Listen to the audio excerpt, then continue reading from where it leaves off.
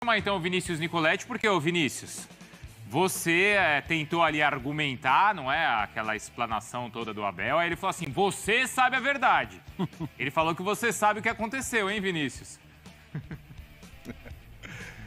Eu não, viu, Bruno? Um abraço pra você, Marra, Donan, fã de esportes. Estamos aqui em frente ao estádio Santa Cruz, onde o Palmeiras conseguiu essa classificação às oitavas de final, mas ficou toda essa expectativa depois do jogo, né? Que não foi uma grande atuação do Palmeiras, apenas garantindo essa classificação, porque venceu a primeira partida por 2-1, e aí ficou essa expectativa pelas declarações do técnico Abel Ferreira. Ele não falou, e aí tem até um bastidor depois, porque a gente foi lá, conversou com ele, insistiu, falou, mas teve contrato, assinou, e ele repetiu a mesma coisa ao final da entrevista coletiva, dizendo, vocês vão saber a verdade, vocês vão saber a verdade, e foi desconversando e deixando a sala de entrevista coletiva. O que a gente apurou aqui também é que não teve, ele está muito tranquilo em relação a isso, não teve assinatura de um pré-contrato, mas aí não ficou esclarecido se teve uma carta de intenção ou de repente uma procuração pro empresário do jogador, do treinador, então isso não ficou muito claro, né? Mas ele disse que não tem pré-contrato, pelo que a gente apurou, e fica muito tranquilo nessa situação. Aí o Palmeiras agora vai tomar as medidas jurídicas com essa ação do Al Saad do Catar, mas ficou a dúvida aqui sim, viu? Deu a entender que não assinou. Mas a certeza a gente não tem, Bruno.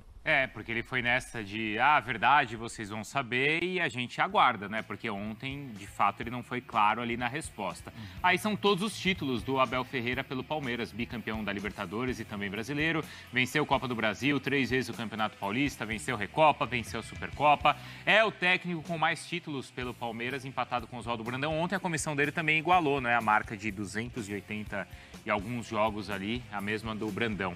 Como é que vocês viram, então, a entrevista, né, a declaração do Abel? E acho que o Vinícius traz também informações importantes, né, de bastidores do que eles conversaram com o treinador e apuraram depois ali da entrevista coletiva. O que você pensa, Marra? A entrevista, na parte do campo, concordo com ele, ontem foi dia de suor.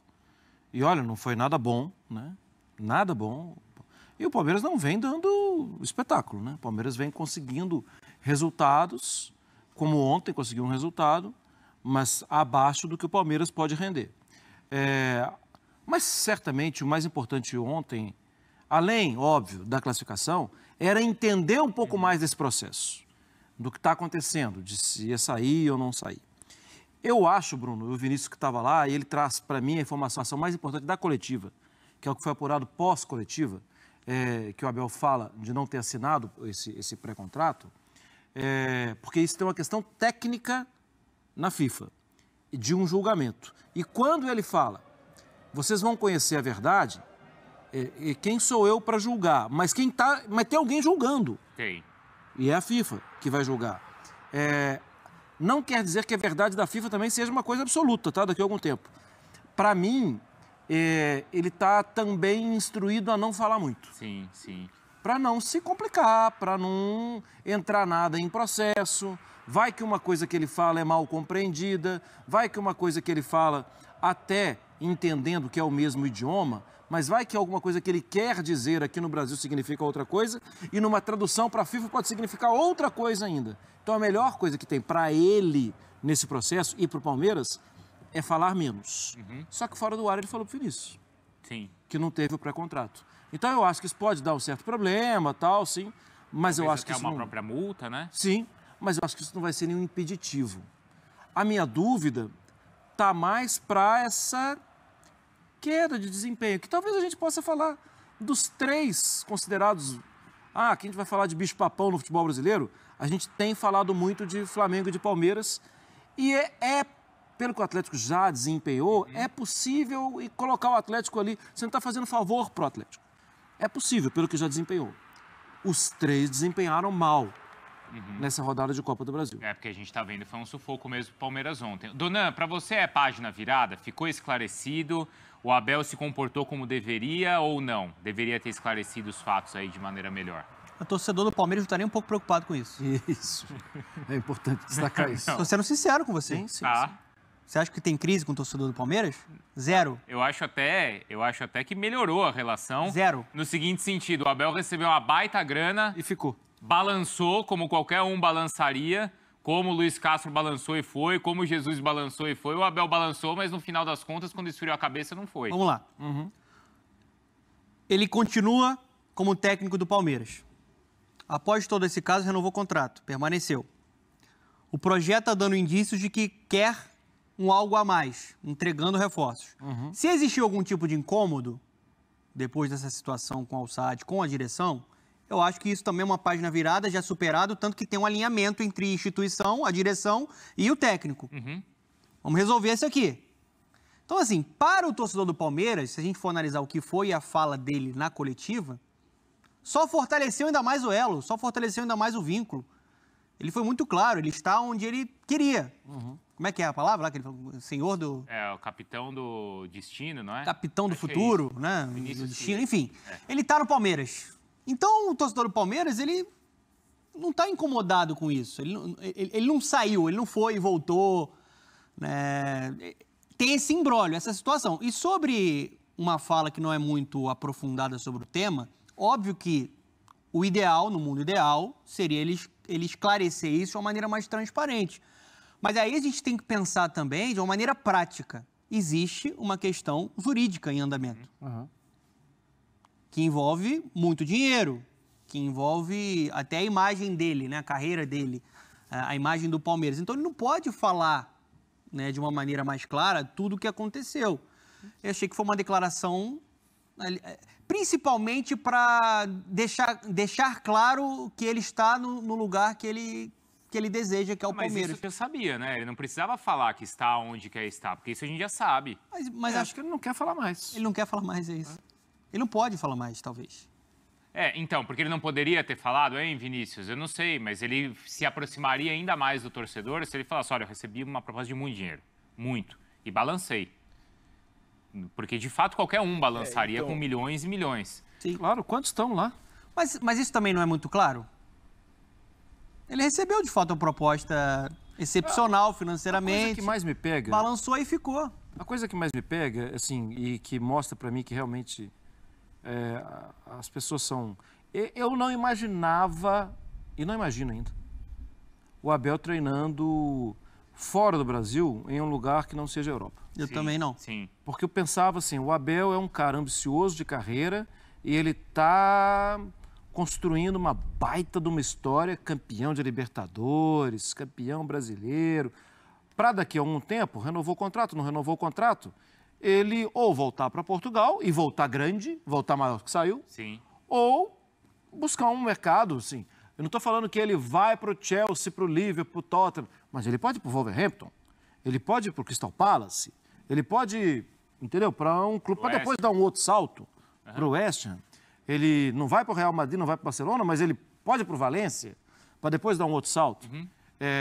E quando a gente tem a informação desse contrato, não estou julgando. O dinheiro é muito alto, é um dinheiro que realiza a vida do seu bisneto. Só fico pensando assim, engraçado, eu não pensava nisso. Né? Pela questão pelo desafio esportivo. Exatamente. O Vinícius, na entrevista, no decorrer, aliás, o Vinícius ontem foi bem, porque mesmo o Abel falando que... Muito bem. Porque o Abel fica numa situação confortável do tipo, não falou mais. Mas tem que peraí, insistir. tem que confrontar. E confrontar não é brigar, mas questionar. Faz parte do jornalismo. Como o Vinícius questionou, e acho que outras perguntas também poderiam ter sido nesse sentido, mas enfim, eu entendo também que ali na dinâmica da entrevista coletiva nem sempre é possível.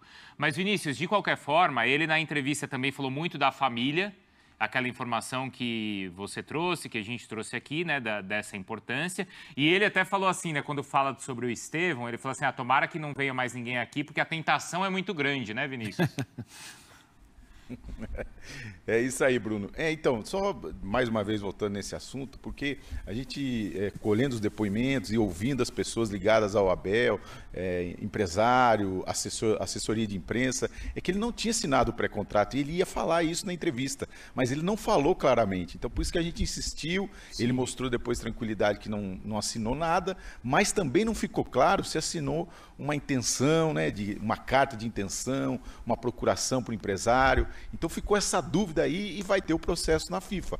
O Al-Sadd também não mostrou nenhum contrato assinado pelo Abel Ferreira, mas esse processo vai rolar, por isso que acho que ele falou pouco por conta dessa situação, como vocês destacaram. Na entrevista ele falou da família, né, que foi fundamental também nessa permanência do Palmeiras. Até a gente viu os torcedores aqui na chegada no estádio de Santa Cruz, torcedores do Palmeiras. O Palmeiras lotou a parte visitante, né, 8 mil lugares aqui no estádio de Santa Cruz, e o torcedor agradecendo a esposa do Abel Ferreira por ele ter ficado. Então, é esse o sentimento do torcedor palmeirense. E sobre o Estevão, né, já tenha tudo acertado aí, uma contratação encaminhada do Chelsea com o garoto do Palmeiras, 17 anos. O Abel falou sobre isso, disse que não tem nada certo. Ele falou, vou ser sincero, não chegou nada ainda, e é claro, só vai ser confirmado quando o Palmeiras divulgar oficialmente a venda do Estevão para o Chelsea. Mas é um jogador que vai deixar o Palmeiras no meio da temporada passada, o Palmeiras negociando para tentar levar o Estevão até o Mundial de Clubes de 2025. Ele completa 18 anos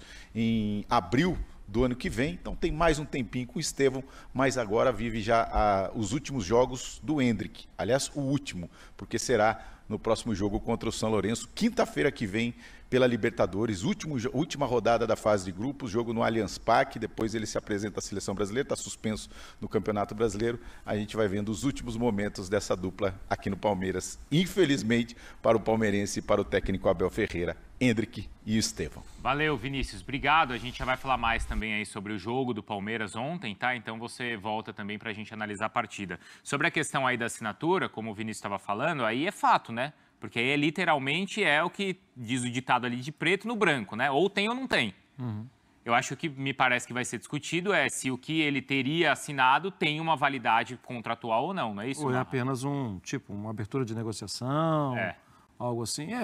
Vamos ter que esperar. Isso... Porque se ele não tivesse assinado nada, ele poderia ter falado, me mostra onde eu assinei. Alguma coisa parece ter assinado. Né? Parece alguma coisa assinada. Vamos ter que aguardar. Eu, de novo, lembro da situação do Carille no Santos. Me parece... A do Carille era mais grave, né?